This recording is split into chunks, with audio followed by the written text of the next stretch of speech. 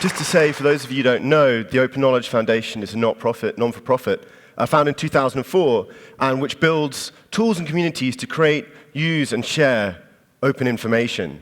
That's information that anyone can use, reuse, and redistribute.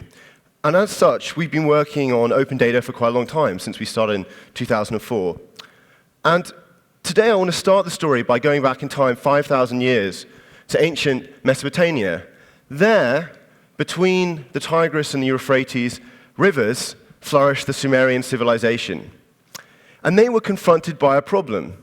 They were confronted by the limitations of human memory in the recording of taxes, food, and other goods. And those ancient civil servants and businessmen hit on a novel solution. What they decided to do was they would start counting things with small clay chits, which they would bake inside of a little kind of clay box, and then mark on the outside of that box what they were counting. Was it grain? Was it tax payments? Or whatever. And so, born of a necessity for a state and a society, came one of the great information technology revolutions of all time, writing. The Sumerians invented writing via cuneiform. And if we fast forward from that a few thousand years, we come to the UK census. Again, it's always interesting, states, governments are often at the forefront of at least driving information technology and information systems innovation is the UK census. Again, the state, this is during the Napoleonic Wars, desire to count their population more accurately. We have the first UK census in 1801. And in the US, they also had censuses, in fact, starting in 1790. And one of the problems they encountered in the 1880 census was they tabulated the census by hand.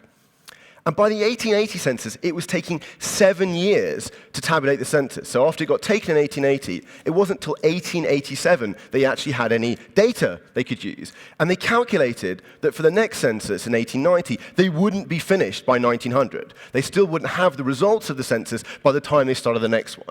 They had a crisis of information technology. And what they went and did is they commissioned Herman Hollerith to build the first automatic tabulator. And for those of you who know your company history, of course, Herman Hollerith's company went on to be one of the founders, if you like, one of the companies that came and created IBM. And IBM, by the 60s, were building this. They had replaced those those kind of wooden mechanical tabulators with this stuff. Digital tabulators, the modern computer of this age. And again, much of this, I don't know if you guys know, IBM would have gone bankrupt if it hadn't been for Franklin Roosevelt passing the Social Security Act in the States, which necessitated huge amounts of new tabulation. So again, a lot of innovation in this space came out of government need, and also, of course, the nuclear program, the other great needer of computational power.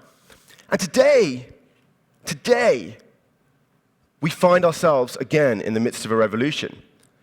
It's a revolution driven by two needs, ones that have been the same throughout history, as I've just shown. Information complexity, which is the necessity, and information technology, which is the opportunity. And what we're doing, in this case, is a policy innovation, if you like. We are innovating by opening up information. So just take the obvious example, government. As I said, often the innovator. In the last 3 years ago, you go back 3 years, there are almost no open government data initiatives in the world. Today, there are dozens. The UK, the US, Finland, Kenya, the Netherlands, and there's new ones almost every week. There's been a launch of an official kind of movement as part of the UN called the Open Government Partnership, in which countries sign up, and among other things, they open up their data. And of course, it's been in the UK and other countries. Tim Berners-Lee has been involved. I help advise the government around this in the UK. But it's not just government.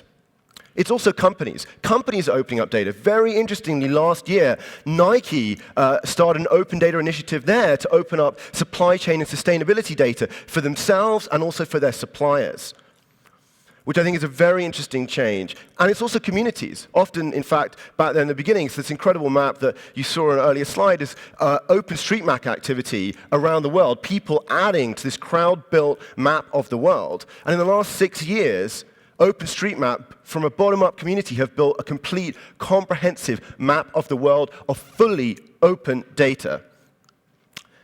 So I've just gone on about open data, and one thing I'm aware of this audience is you might not all know what it is. So I'm going to take a brief moment to say what it is. What does it mean when I say open? And was it, what's different from anything else? What's different from simply public data?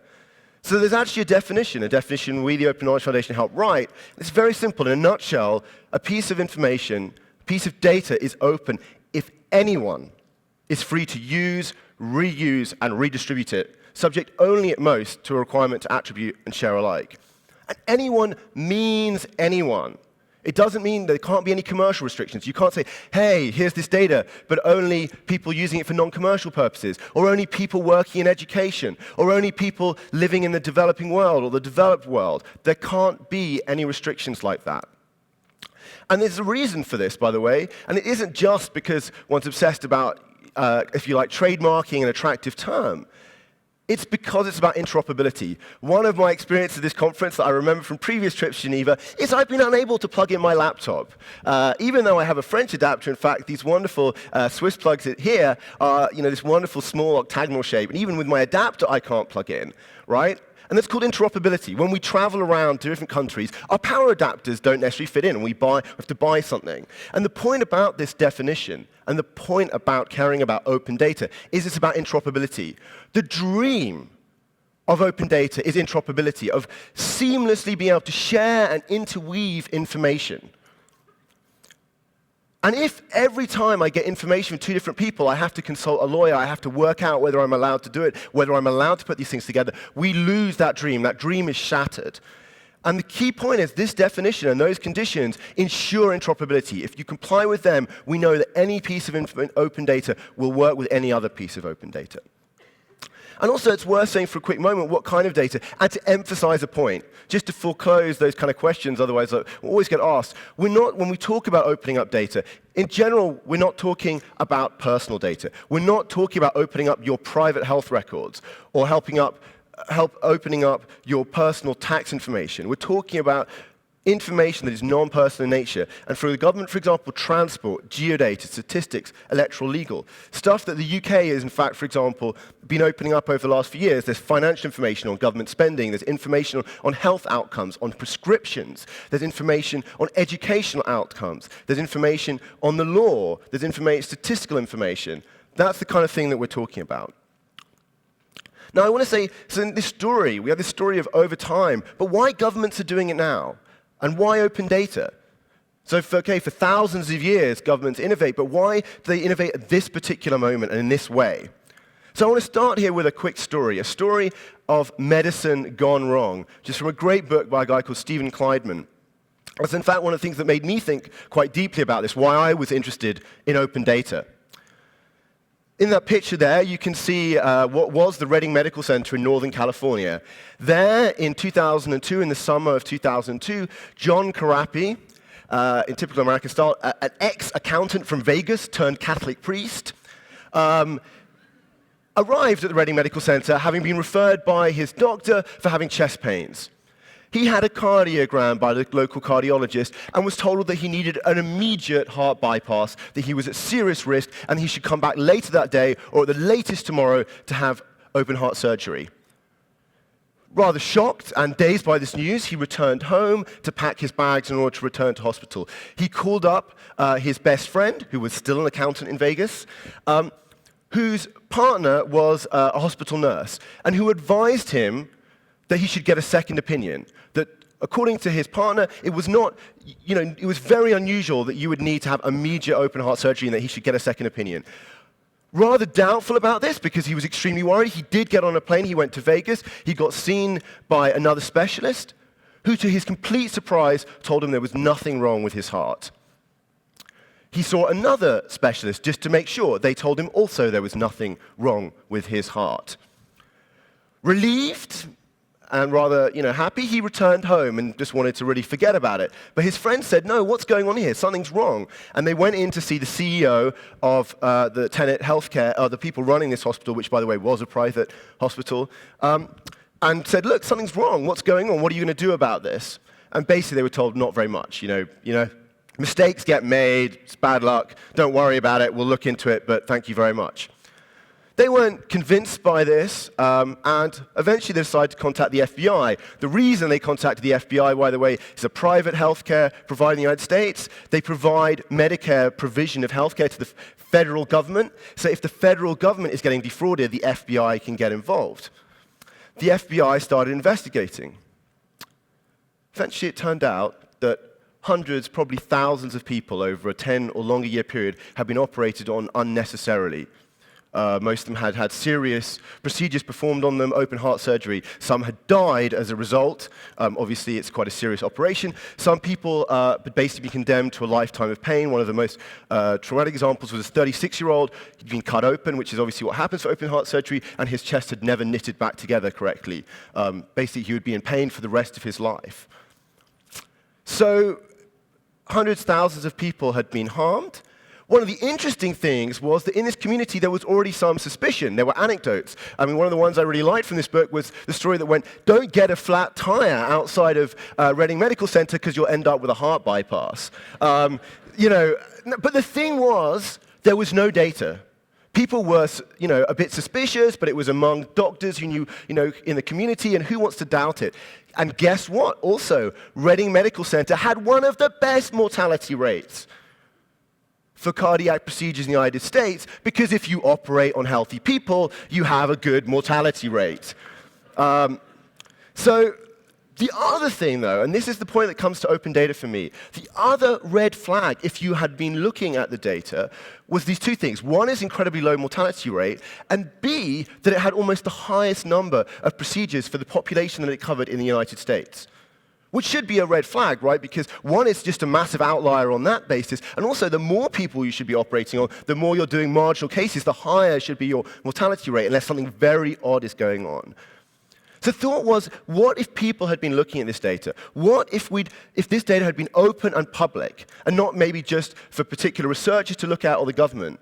And it kind of reminded me of a phrase that's very famous in open source software, which is, to many eyes, all bugs are shallow. What's great about open source software is lots of people can look at it, lots of people can fix it. And for me, what this was saying is, to many eyes, all anomalies are noticeable. It's somewhat of an exaggeration, but what happens if rather than 10 or 20 people who worked in monitoring Medicare provision in the US government, we'd had thousands or millions of people? If the local journalists or citizens who had suspicions had been able to go and look at that data and say, whoa, what's going on here? This isn't just anecdotes, there's some data. And it's not just then about kind of spotting healthcare errors or issues or risks, it's also about things like apps and services that you can build with open data. This is a great app built by my society in the UK called Map Your Mental, and the question is, I don't know if people know, London house prices are very expensive. I don't know whether they rival Geneva's, but it's a pretty difficult thing. And one of the questions was, if I have to work somewhere, and I want to know where I can live and afford, and I can commute to work in a certain time, and it's not too ugly.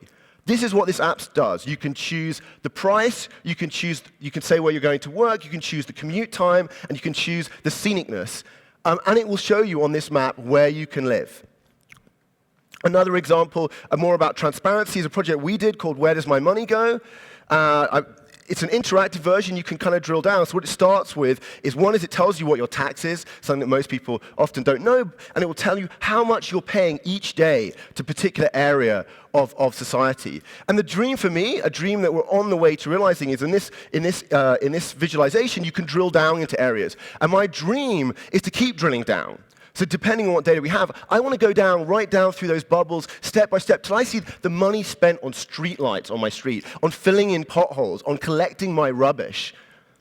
And for two reasons. One, obviously there's a question, particularly in some countries, of inefficiency or corruption, but also just because most of us don't feel very happy about paying tax. It's not one of those things people welcome, but in some sense we should. Government does an awful lot for us. And having a better sense of where it's going could make us feel an awful lot better about paying that tax. In the way that when we go to a restaurant, when we get the bill, we don't necessarily feel bad. We feel, wow, I had a great meal. That was worth it. But why open? I've given you examples, and we see a lot of apps and services. Why is open relevant here? This goes back to what I said about the information technology, the revolution. So it's the challenge and the opportunity. So the challenge that we see today is exploding informational complexity. I mean, another great story. In the 1820s, all bank clearing in the largest financial center in the world was done in a single room where people, one person from each bank gathered, and they'd go around the room pulling out gold and swapping it around between different banks. That's how they did bank clearing. Today, we have billions of transactions a minute.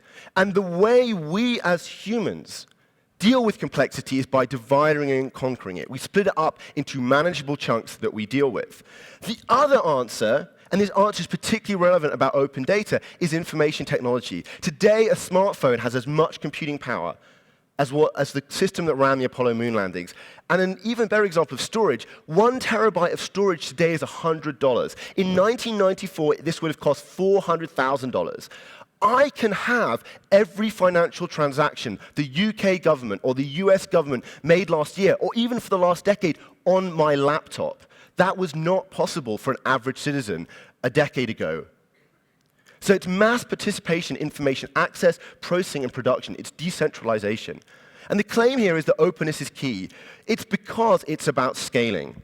What we are doing is weaving data together. As I said, we deal with complexity by splitting up. We componentize. We split data up into blocks that we recombine. But if we are going to recombine information, we need to put Humpty Dumpty back together again. It won't work most of the time if it is closed. We need open data to scale and to componentize. And it's a point just to make here in this respect that you might think, whoa, you're talking about open data.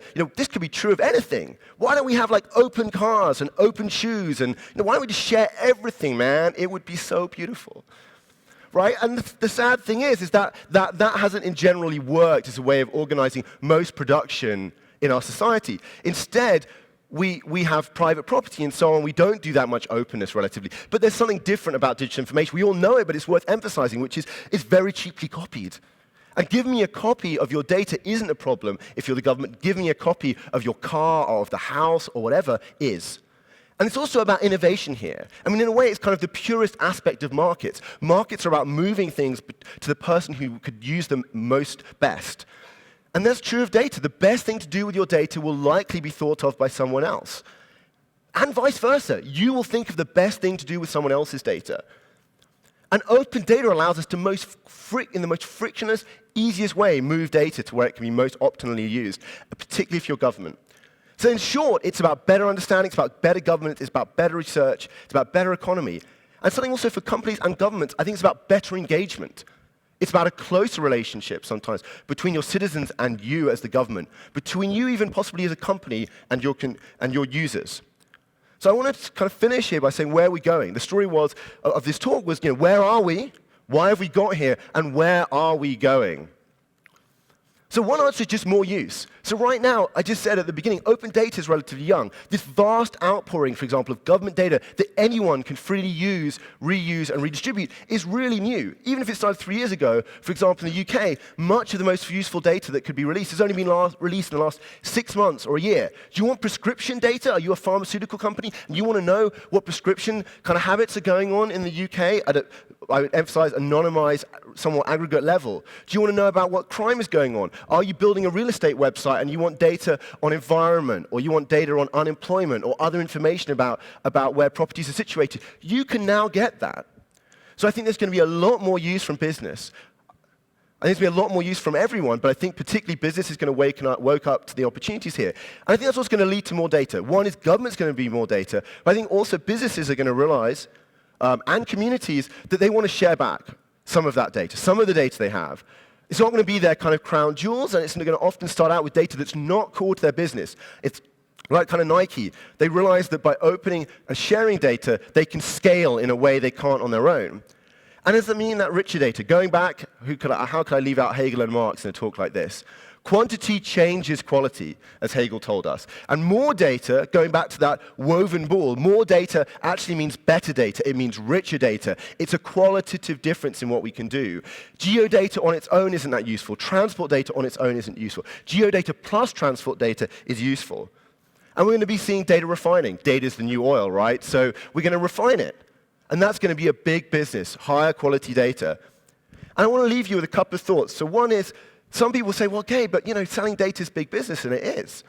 But going forward, in something like software, data is going to be a platform. It's not a commodity. Businesses built purely on selling data, I just don't think are going to make it. You need to be building on your data, not attempting to purely sell it.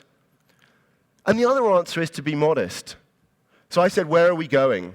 I know people know, and this takes us back to an earlier age of electricity and steam, of Faraday. So he's demonstrating electricity at the Royal Society, and Gladstone, the future Prime Minister of England, sees him do this stuff, the frog legs move.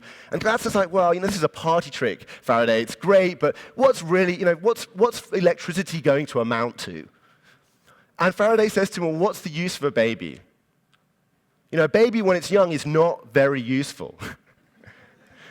But it grows up into something. And that is where we are going today. We are at the beginning of the open data journey. And partly is we don't know what it's going to grow up into. Thank you very much.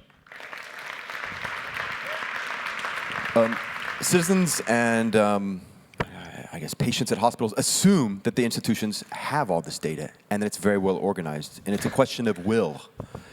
Have you encountered cases in which they simply don't have it, or they have it and it's just such a mess that they're too embarrassed to give it out? Absolutely. I mean, one story that kind of intrigued me was we've been building this Where Does My Money Go open spending project. And one of the things the government mandated was giving out, rather than just high-level financial information, giving out information at a detailed level. So they now publish, for example, spending data from each government department monthly, every transaction over £25,000, every purchase they make, every mobile phone provider they contract with, we get that data. And one of the intriguing things of them mandating this was it turned out before they had no way, before they did this, of actually seeing on any regular basis what their department spent money on. Because in fact, the only thing they reported up onto in central government to Treasury was kind of like how much did you spend against Project X that you were allocated budget for. Departments are actually really intrigued to say, oh, well, that other department's kind of with Vodafone and we're with Orange, and look how much they're paying per month. So I think in that sense, it is really driving change within government. And yeah, there are people, I think, who've been worried about giving out data quality. I was just talking to the Department of Education last week, and they said, one of the things, they had financial information from schools in which they were suddenly being mandated to publish, and schools were suddenly all ringing them up saying, well, we never really bothered to really update that information to be accurate. We really want to do it right now. So I think that definitely does happen, yeah. Are you seeing now new roles in government to help facilitate this? Yep. I mean, to take another example, both in government, so the UK government has a transparency kind of czar, if you like. Also, I noticed Nike hired an open data evangelist. One of the things while they were implementing this program, they actually hired explicitly an open data evangelist. So yeah, I think we're definitely seeing this in government, both in the tech level, but also at the policy level. And I think it's not just government, it will also be companies doing this and so on who will be saying, we need an open data expert. We need to be aware of what's going on here and be able to plan it as part of our strategy. Okay. A final question. You mentioned that kind of outsourcing almost some of this data refining outside government or the big institutions has helped them. Can you tell us any stories of kind of gratitude being expressed by the government? There was an interesting example actually where we had some complaint because the open spending data I talked about, where we're aggregating the government spending financial data, the site had a few performance issues occasionally as we loaded more data in. I remember kind of getting this call kind of going, well, we're a little bit upset, in data.gov.uk, and it turned out the reason was the Treasury kept looking at this data, and they were annoyed when the site was going down. So that was really intriguing to me that we were kind of one of the best, at least up-to-date aggregators out there. I think you're already seeing people doing stuff with the data and kind of doing stuff sometimes for free. You don't have to have the shiny front end. I mean, one of the things we went on about, and I know Tim Berners-Lee went on about, raw data now. You can build fewer shiny front ends and just release raw data, and someone else will help you build the app, the front end, the interface, and help you innovate about it. What is the best way to provide healthcare data to citizens or education data to citizens so they make better and more informed choices? I don't know, and the government probably doesn't know. But somewhere out there, somewhere is going to innovate and really provide the best way for us to deliver that kind of information to citizens. Thank you very much. Thank you. Thank you.